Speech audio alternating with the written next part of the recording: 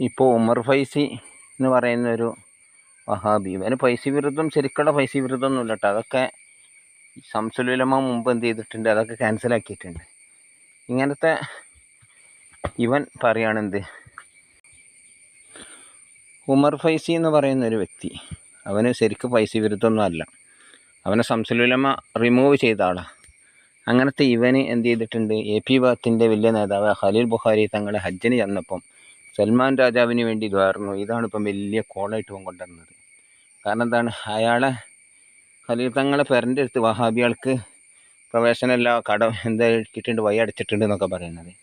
ഈ എന്തിനറിയോ, എന്നിട്ട് ഇവന് ഈ സൽമാൻ രാജാവ് മുജാഹിദാണെന്ന് തെളിയിക്കാൻ വേണ്ടി വെളിയങ്കോട് ഉമർ മൗലവിനെ എന്താക്കിയിട്ടുണ്ട്, സ്തുതിച്ച് പറഞ്ഞിട്ടുണ്ട് എന്നൊക്കെ. ഇതൊക്കെ പറഞ്ഞുകൊണ്ട് ഇവിടെ വന്ന് കണ്ടെന്താരോ, എന്താണ് ഈ ചങ്ങായിക്ക് എന്താ മനസ്സിലായത്?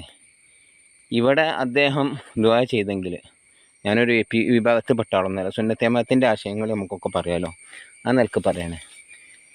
സൗദി ഗവൺമെൻറ് ഇവിടെ ഹജ്ജിന് വേണ്ടി ചെയ്ത കാര്യങ്ങൾ അതൊക്കെ നല്ല ഭംഗിയായിട്ട് നടക്കാൻ വേണ്ടിയിട്ട്, അവിടെ ഇവർ പറയുന്നത് പോലെ കേരളത്തിൽ നിന്ന് വരുന്ന ആൾക്കാരൊക്കെ മുശ്രിക്കാണെന്ന് അവർക്ക് വിശ്വാസമല്ല. മുശ്രിക്കാണെന്ന് വിശ്വാസം ഉണ്ടെങ്കിൽ അവിടെ കടത്തൂല. അങ്ങനെ മുശ്രിക്കെന്ന വിശ്വാസമല്ലാത്ത സുന്നികൾ അവർക്ക് വേണ്ടി പ്രാർത്ഥിച്ചാൽ അത് എന്താണ്, ഇവിടെയുള്ള വഹാബികളെ പോലെയാണോ? ഇവിടെയുള്ള വഹാബികൾ പറയുന്നത് എന്താണ്, സുന്നികൾ മുഴുവനും മുശ്രിക്കാണെന്ന്. ഒരു തൗഹീദിൻ്റെ വിഷയത്തിൽ എന്ത് ചെയ്തു, ഉമർ മൗലവിയെ ആരോ പുകഴ്ത്തി പറഞ്ഞത്ര.